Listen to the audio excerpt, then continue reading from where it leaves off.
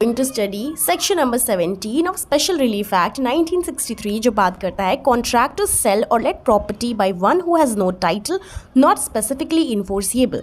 तो दोस्तों इसमें दो सब क्लॉज हैं। पहला बात करता है a contract to sell or let any immovable property cannot be specifically enforced in favor of a vendor or the lessor। कोई ऐसा पर्सन ऐसी प्रॉपर्टी को सेल करने का कॉन्ट्रैक्ट करता है जिसका टाइटल ही नहीं है, तो वो पर्सन जिसने ऐसा कॉन्ट्रैक्ट किया है इस कॉन्ट्रैक्ट को स्पेसिफिकली इन्फोर्स नहीं कराया जा सकता है। तो दोस्तों सेक्शन 17 जो है ये सेक्शन 13 के सप्लीमेंट्री के तौर पे है।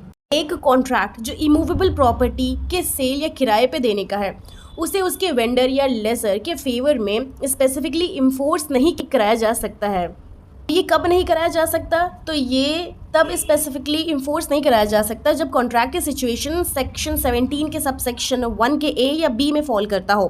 पहला है who knows himself not to have any title to the property has contracted to sell or let the property.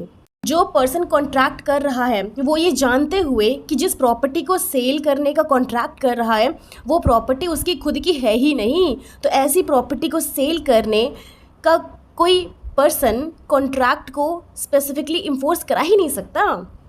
अब क्लॉज बी कहता है हु जिसने इस बिलीफ पे कॉन्ट्रैक्ट किया था कि जिस प्रॉपर्टी के लिए वो कॉन्ट्रैक्ट कर रहा है उसका टाइटल है, लेकिन क्या होता है कि उस कॉन्ट्रैक्ट को परफॉर्म करने के लिए सेल का जो पार्ट है जो कोर्ट ने फिक्स किया था उस पे वेंडर और लेसर जो भी हो परचेजर और लेसी को रीजनेबल डाउट से प्री टाइटल नहीं दे सकता।